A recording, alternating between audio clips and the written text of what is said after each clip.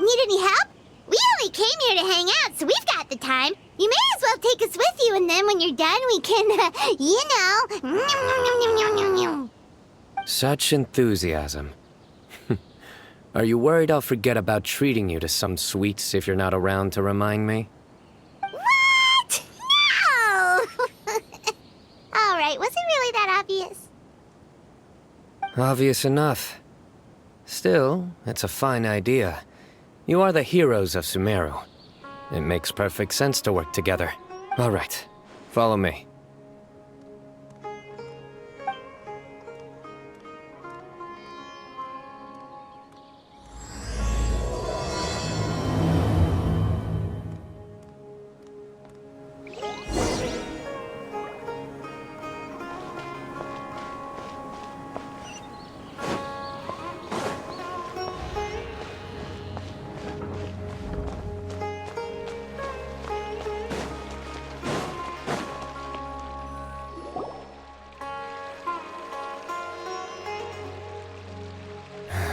Do you see him? The old man flailing around? Oh, is he the one you wanted to talk to about the case? Correct. His name is Cyrus, a former Spontamot sage. He taught both me and Lisa. Huh? Cyno's teacher is in trouble? It's ridiculous.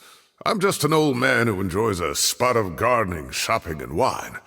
What sort of person targets an old retiree? Professor, I've brought some friends. Ah, Cyno. Now who do we have here? Hold on, let me think. A flying fairy dressed in white? A youth who does not seem to hail from this land? My goodness. You must be the legendary traveler in Paimon.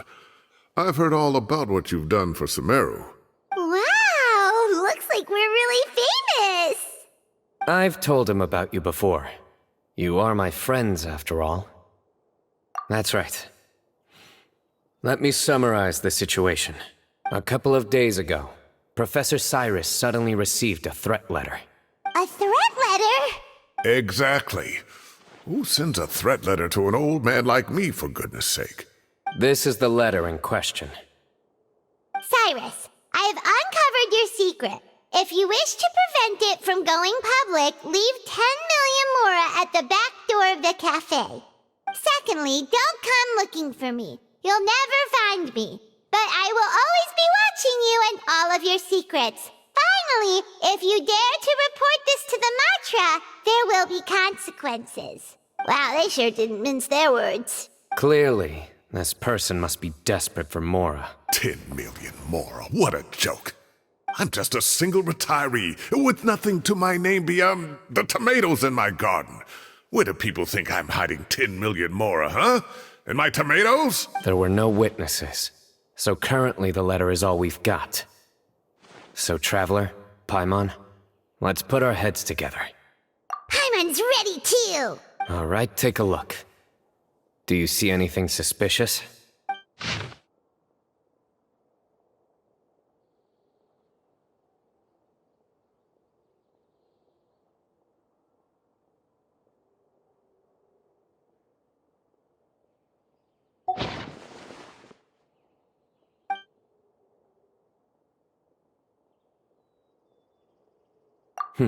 Very good. The paper has a rather rough texture. It's not the typical kind you see in most books.